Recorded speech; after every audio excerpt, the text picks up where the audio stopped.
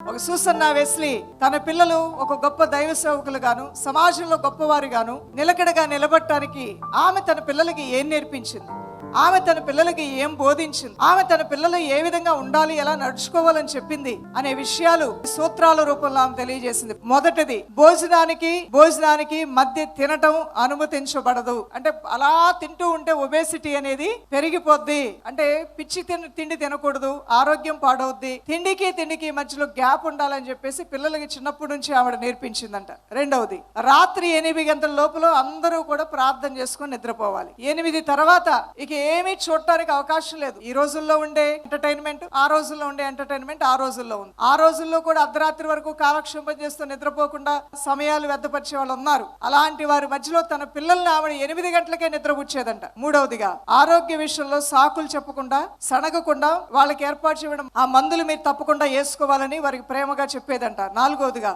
ఒక బిడ్డ ఆత్మీయతలు ఎదిగిన తర్వాత తన సహోదరుడు ప్రార్థన చెప్పినా, తన చెల్లి అక్క ప్రార్థన చెబితే వాళ్ళ బాధ్యత నీదే. వాళ్ళని రేపు ప్రేయర్లో కూర్చోబెట్టాలి, వాడితో మాట్లాడి నువ్వే ప్రార్థన తీస్తున్నాడు. ఆ బాధ్యతలు పిల్లలకి ఇచ్చి అలా తీసుకొచ్చి ప్రార్థన చేస్తూ ఉంటే గిఫ్ట్లు ఇచ్చేదంట. అలానే మరొకటి కూడా, తాను మాట్లాడగలిగే స్థితికి రాగానే ఒక బిడ్డకు ప్రార్థన చేయడం నేర్పించేది. ఈ రోజున తల్లులైనటువంటి మీరు బట్టలు కొంటున్నారు, సెల్ ఫోన్లు కొంటున్నారు, వాచ్లు కొంటున్నారు, వారికి కావాల్సిన అన్ని సమకూరుస్తున్నారు. కానీ మీ అమ్మాయికి మీ అబ్బాయికి ప్రార్థన చేయటం మీరు నేర్పించారా? సూసన్న తన ఇంట్లో ఉన్న పిల్లలందరికీ ప్రార్థన ఎలా చేయాలో అందరికీ నేర్పించింది. కుటుంబ ఆరాధనలో అందరూ కూడా నిశ్శబ్దంగా ఉండాలి, దేవుని సన్నిధిని గణపరచాలి అని ఆవిడ నేర్పించింది. అలానే వారు ఏడ్చి ఏదైనా కోరుకుంటే గనక, ఏడ్చి పంతం పెట్టి అడిగితే ఆమె ఏది ఇచ్చేది కాదంట. ఏడవకుండా రిక్వెస్ట్ గా అడిగితే మాత్రమే పిల్లలకి ఇచ్చేదంట. అబద్ధం ఆడొద్దని ఖచ్చితంగా చెప్పేది. ఏ తప్పు చేసినా వాళ్ళని శిక్షించకుండా విడిచిపెట్టేది కాదు. చిన్న పనిష్మెంట్లు తప్పకుండా ఇచ్చేది. ఒక తప్పు చేసింది బిడ్డ, 2 సార్లు శిక్షించేది కాదు సూసన్న వెస్లీ. రెండోసారి దాని గురించి ఆమె మాట్లాడేది కాదు. ఆమె నేను మర్చిపోయాను అన్నట్లుగానే ఉండేది. పిల్లలకు కూడా ఆ భరోసాని, ఆ ధైర్యాన్ని ఈ తల్లి ఇచ్చేనట్లుగా చూస్తున్నాం. ఆమె ఏదైనా వస్తువు పిల్లలకి ఇస్తే అది జాగ్రత్తగా చూసుకోవాలని చెప్పేది. అదే రీతిగా ఇచ్చిన మాట ఖచ్చితంగా నెరవేర్చాలని పిల్లలకి నేర్పించింది. ప్రతి బిడ్డ బాగా చదవాలని, ఆ తర్వాత పనిలో కూడా బాధ్యతగా ఉండాలని ఆమె బోధించేది.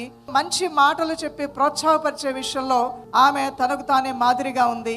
ఒక్కొక్క బిడ్డ కోసం పేరు పెట్టి ఆవిడ కన్నీరు కాచి ప్రార్థన చేసేది. ఒకరికొకరు పిల్లల కోసం ప్రార్థన ఎలా చేసుకోవాలో నేర్పించింది. దేవుని వాక్య పఠనములో వారిని పెంచింది. అలానే అధిక గారాబం చేయలేదు, కానీ ఎక్కడ వారిని గద్దించాలో అక్కడ గద్దించి సరిచేసింది. ఇవన్నీ ఆమెలో ఉండటం వలన ఆణిముచ్చల్లాగా పిల్లలు పెరిగి పెద్దవారై ఘనతను దేవుని తీసుకొచ్చారు. ఆ కుటుంబానికి కూడా గౌరవాన్ని వారు తీసుకొచ్చినట్లుగా మనం చూస్తున్నాం.